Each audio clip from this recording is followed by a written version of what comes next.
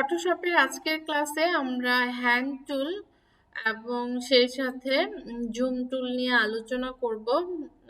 দুটো টুল যেহেতু একদম ছোট ছোট, জাস্ট অল্প কিছু কথা বললে শেষ হয়ে যাবে, এই জন্য দুটো টুল আমি একসাথে নিয়েছি। আর এর মধ্যে দিয়ে আমাদের বেসিক ফটোশপের যে টুলগুলো ছিল সেটার ক্লাস শেষ হবে, বাট পরবর্তীতে আমরা অ্যাডভান্স লেভেলের টুল নিয়ে কথা বলবো, আলোচনা করব।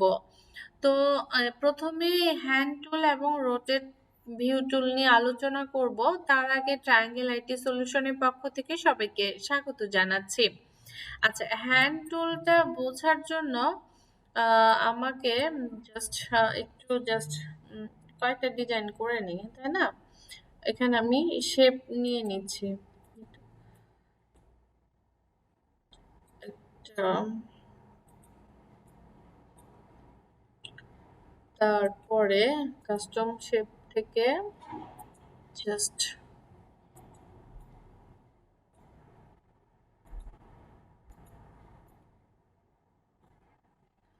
ওকে। এখন আমি যদি হ্যান্ড টুলটাকে সিলেক্ট করি তাহলে কিন্তু আমি এটাকে জাস্টই করতে পারছি না। আমি যদি শিফট এবং অল্টার চাপি, খেয়াল করুন, আমি যদি শিফট এবং অল্টার চাপি, এই যে এখন শিফট অল্টার চেপে মাউসের আমি স্ক্রলিং করছি। আচ্ছা, মাউসে স্ক্রলিং করার পরে এখন খেয়াল করুন, এই যে মাউসে স্ক্রলিং করার পরে জাস্ট এই যে এখন যদি আমি ড্র্যাগ করি, দেখুন এই যে আমি ড্র্যাগ করে আমি আমার আর্টবোর্ডটাকে এই যে ঘুরিয়ে ঘুরিয়ে সরিয়ে সরিয়ে দেখতে পাচ্ছি। জাস্ট আমি মাউসের লেফট বাটন ধরে জাস্ট ক্লিক করে করে ড্র্যাগ করছি, আর তাতেই আমার আর্টবোর্ডটা মুভ করছে। খেয়াল করুন, আমি জাস্ট মাউসের লেফট বাটন ধরে চেপে জাস্ট আমি এটাকে মুভ করাচ্ছি এবং আমার আর্টবোর্ডটাও মুভ হচ্ছে। এই তো মূলত এটাই কাজ, যে অনেক সময় দরকার হয় যে একটু ঘুরিয়ে ঘুরিয়ে দেখার ডিজাইনগুলো ঠিক আছে কিনা। আর এরপরে রয়েছে রোটেট ভিউ টুল। এটা রোটেট ভিউ টুলটা আসলে যে রোটেট করার জন্য ইউজ হয়। এই যে দেখুন, অনেক সময় আমাদের কাজ করতে গিয়ে আমাদের এই যে আর্টবোর্ডটা উল্টে যায়, তখন তো আমাদের একদম মাথা নষ্ট হয়ে যায়, কি ব্যাপার, কি হয়েছে কি হয়েছে। হ্যাঁ, জাস্ট এই যে আমাদের এখানে যদি এই যে রোটেট, এই যে যদি আমি এখানে একদম জিরো দেই তাহলে একদম ঠিক আছে।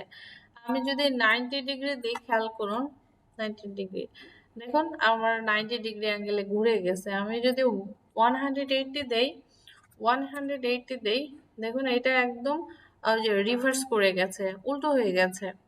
বাট আমি যদি জিরোতে দেই, ওকে, দেন এটা কিন্তু আমার আগের অবস্থানে চলে এসছে।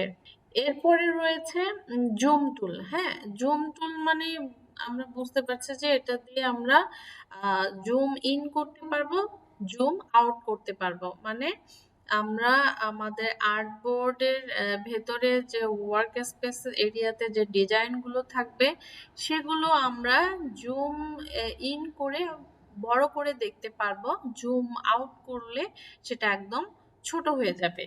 সেক্ষেত্রে কি করব, জাস্ট আমরা যদি শিফট অল্টার প্রেস করি, দেখুন, এবং মাউসকে আমি যদি স্ক্রলিং করি,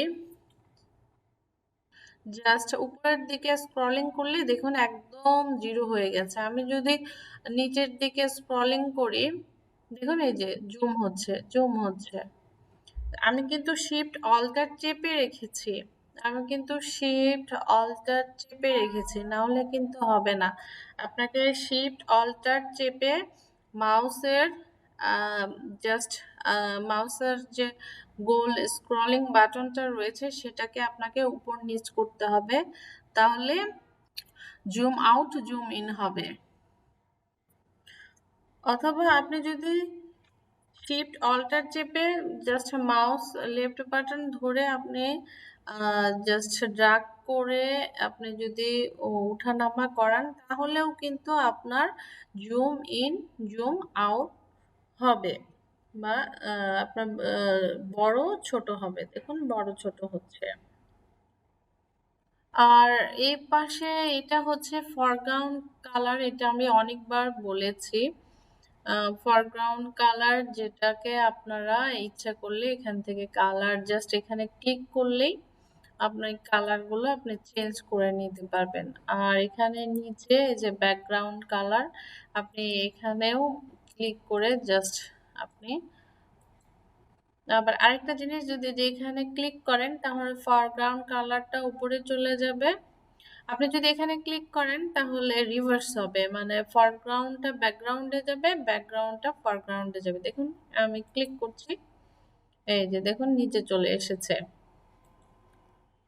আর এটা হচ্ছে ব্ল্যাক অ্যান্ড হোয়াইট, এখানে যদি ক্লিক করেন ব্ল্যাক অ্যান্ড হোয়াইট হবে, এখানে যদি ক্লিক করেন ব্ল্যাক অ্যান্ড হোয়াইট। আচ্ছা, এখানে হচ্ছে যে standard screen mode, full screen mode with menu bar, full screen mode.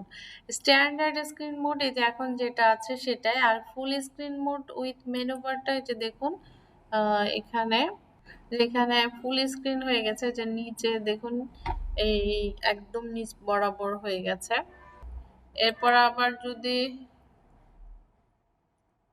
ফুল স্ক্রিনের, আচ্ছা এইটাকে আপনার ফুল স্ক্রিন করে দিতে পারেন, জাস্ট এখানে যে ক্লিক করে দিলে দেখুন এখন কিন্তু পুরো স্ক্রিন জুড়ে আপনি ডিজাইনটাকে দেখতে পারবেন। অনেক সময় দরকার হয় যে ফুল ডিজাইনটাকে দেখার, জাস্ট আপনি যদি এস্কেপ বাটন প্রেস করেন তাহলে আপনারা আগের অবস্থানে চলে আসবেন। তো আজকের মতো আলোচনা এখানেই শেষ করছি। ভিডিওটি ভালো লেগে থাকলে লাইক, শেয়ার, কমেন্ট করুন, চ্যানেল সাবস্ক্রাইব করে আমাদের সাথেই থাকুন। ধন্যবাদ সবাইকে।